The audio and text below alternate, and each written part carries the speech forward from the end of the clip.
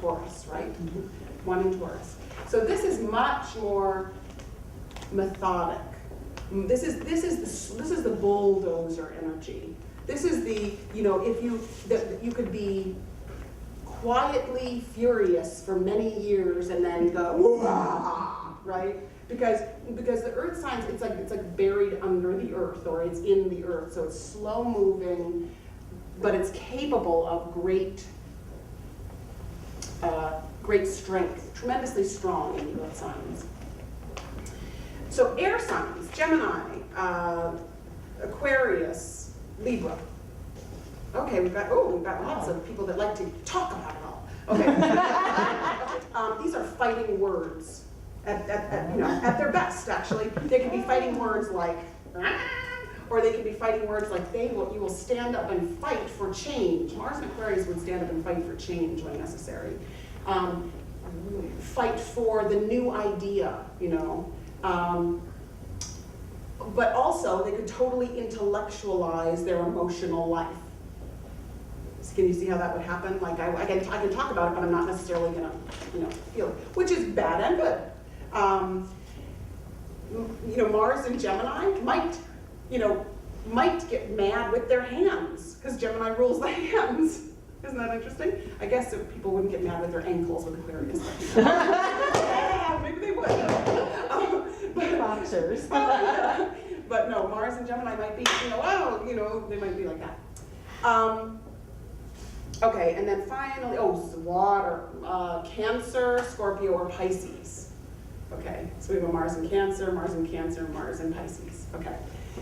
So this is often implosion. This is often where, let's just say that you are ferociously compassionate, Mars in Pisces, or you're ferociously nurturing, Mars in Cancer. Do you know? Like the ferocity comes through the emotional life, right? But you can also hold it all in your belly. You can hold it all in your system, and you until it finally just goes until there's just. Or Mars and Pisces can also get really diffuse with Mars, because Mars is like because it wants right. It's like you can imagine like a rocket ship, Mars, and then it goes into the ocean of Pisces. Okay, can you feel that? Can you feel how that would feel a little bit like? Wait a second, I gotta get myself back together, and boom, Like swimming in Jell-O. Yeah, yeah. I mean, it's good to have these images, Mars in Cancer, Cancer rules the stomach, so it's this, the Mars is churning, it's churning in the stomach, and it might all look beautiful, and you might have it all together, and, people might just think, they're the most calm, lovely people, and they're like, right? So you get a feel for the elements, the Martian energy in each of those elements. Obviously, it really loves fire. And I would say it really loves fire and it really loves air. Earth and water, it likes less, because you can't really get some, taking off into the great beyond with that.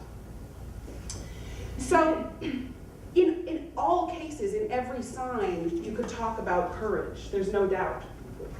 So let's sort of go through, and we're going to go in a kind of hopscotchy way through the signs. Laura has Mars she has Aries ascendant. So for her, Mars is incredibly important, because it's her ruling planet. It's the planet that rules her ascendant. So for all of you, you should definitely know, if you don't know yet, what your ruling planet is, what rules your ascendant. Okay, so do you all know where your ascendants are? Okay, we'll make sure we figure that. I can't remember for you. Is that your ascending sign? Yeah, your rising sign. Because as we go through the planets, it's very important for you to know that, because then we take that ruling planet and we say, well, what house is it in? And that house becomes very important concerning your soul's calling.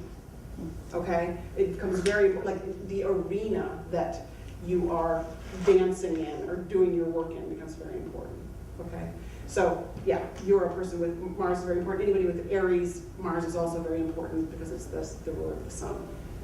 Mars and Aries, the strength is impulsivity. You can jump in, you can leap in, you know, they're daring, they're courageous. They're the people that, I was in improv class again, just this afternoon. I'm crazy to do both, but you know, it's like, but I was in improv class, we were all lined up at the back wall because we have a show that I'm not going to be in on Sunday, but, and there, you know, you're supposed to leap forward and do a scene. Well, believe me, for the most part, we're all like, you know, glued up against the wall. But Mars and Aries person would be like, okay, you know, and be courageous and step forward. And there's great power in that.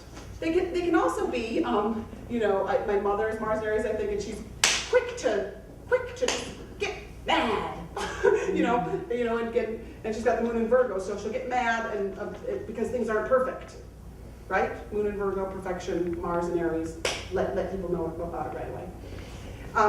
And also Mars and Aries has a sort of bloody gladiator, and you know, like if we're going to talk about like really on a mythic scale, it's like the guys with their clubs out in there smacking each other. That's Mars and Aries, okay? So think about that for yourself. Where can I meet one of those?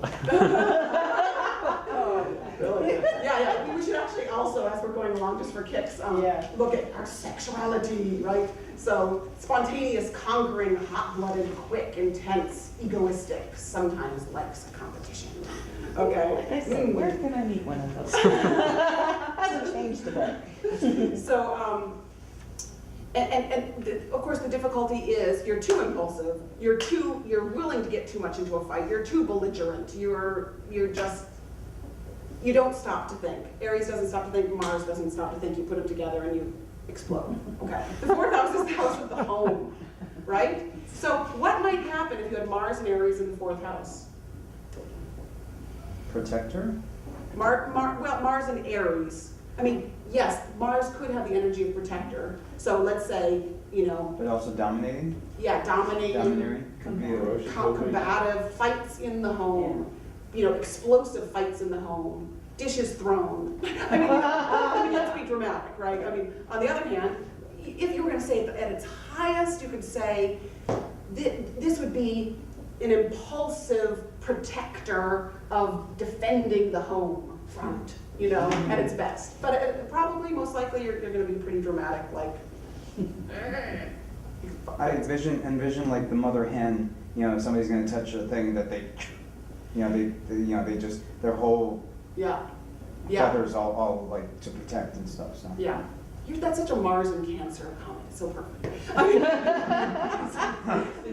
it is, isn't it? Can you hear? I mean, well, it's more like a mother hen with the spikes. Mars and Aries is more like the hen with clubs. Boom, boom, boom. Okay, so Mars in Aries is like putting Mars next to Mars. Whereas if I have Mars in Taurus, it's like putting Mars next to Venus. Do you understand that? Because Venus rules Taurus. So this is a double Mars. So that will help you think about Mars and Aries. All right, now we're going to leap to Mars in Libra, just because it's the polar opposite, and it'll be interesting to look at it that way. So Mars in Libra. Mars in Libra, I like to describe as sort of like a fist that goes, and then it comes back and hits you. It's like, you know, great desire to stand up for oneself and really an inability to do so.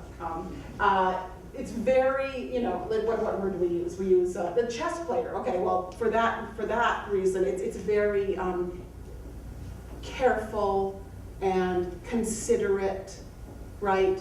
And thinking it through, and will fight for peace.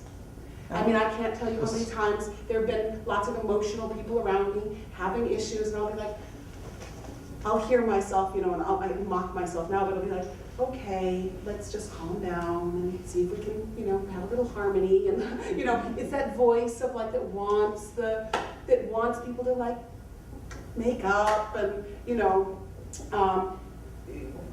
the peacemaker of the family, you know, or the person that will fight for what is right.